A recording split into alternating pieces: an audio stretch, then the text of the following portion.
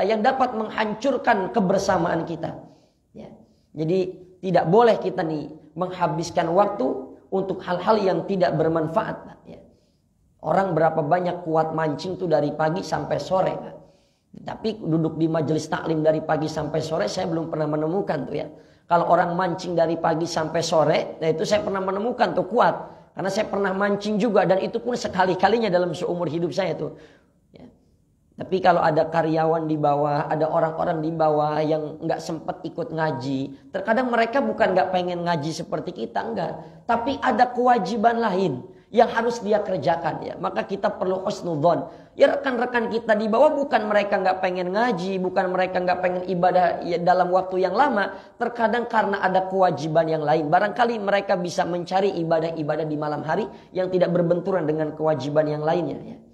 Orang berapa banyak tuh kuat antri tiket untuk menyaksikan sepak bola, final sepak bola. Untuk membeli tiket saja mereka kuat antri berjam-jam. Begitu panjang antrian mereka untuk membeli tiket antrian sepak bola. Tapi rasa-rasanya nggak ada orang antri buat masuk masjid itu nggak ada. Paling antri cuma pembagian kupon saja ya, pembagian hewan kurban saja tuh. Nah, maka hasibu anfusakum qabla an tuhasabu. Kita perlu ini menghitung-hitung diri kita sebelum Allah menghitungnya. Ya, makanya yang muda-muda juga diperingatkan tuh. Karena mati itu tidak mengenal usia tua atau muda.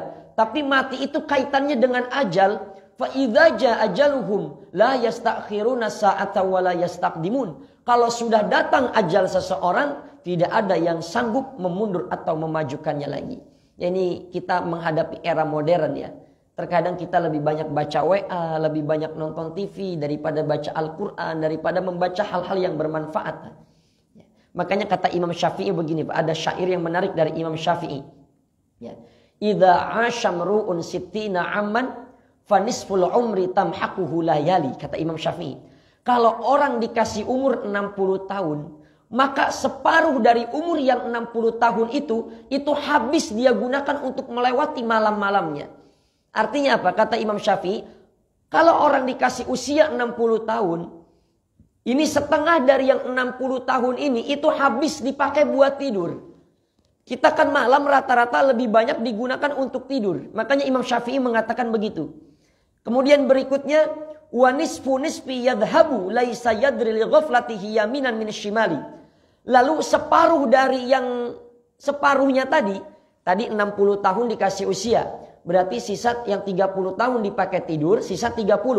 Lalu kata Imam Syafi'i, wa nisfu nisfi, yang setengahnya lagi nih, yang 15 tahun, ini yang 15 tahunnya lagi hilang entah kemana, kata Imam Syafi'i. Entah dipakai ngobrol, entah dipakai jalan-jalan, leha-leha, main HP, nonton TV. Jadi 15 tahun tuh udah dipakai buat hal-hal yang tidak bermanfaat. Kemudian wa baqin nisfi asqamun wa hammun wa syughlun bil makasibi wal iyali.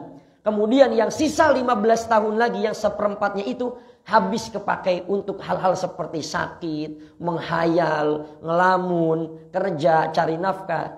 Nah, jadi kata Imam Syafi'i usia kita itu Pak, dalam kutipan syairnya yang lain, kalau mau dihitung-hitung dari usia kita yang 60 tahun itu, kalau dihitung-hitung jumlah total ibadah kita itu cuma 2 tahun kita kerjakan. Jadi dari usia yang 60 tahun ini, itu kalau dihitung-hitung maksimal kita ini cuma beribadah selama 2 tahun saja. Ya.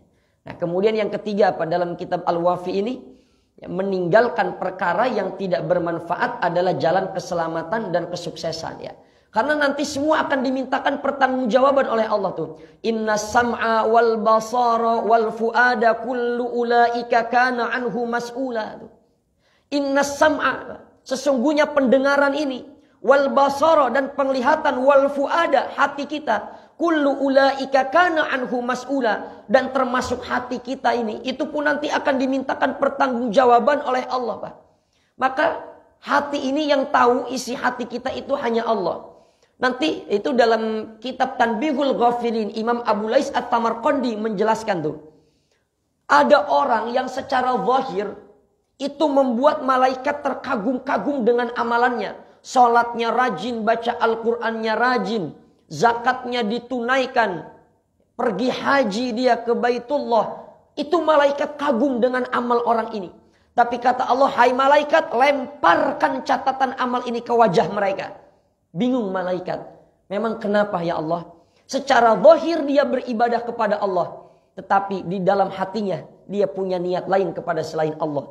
Entah ingin dipuji oleh manusia, atau di hatinya ada rasa hasad, dengki, benci kepada sesama. Nah, maka hati kita ini pun nanti akan dihisab oleh Allah. Jadi kullu ulaika kana anhu mas'ula, semuanya nanti akan dimintakan pertanggungjawaban oleh Allah. Nah, jadi kemudian yang keempat nih, hati yang selamat, halaman 155 ya. Hati yang selamat itu hati yang senantiasa berzikir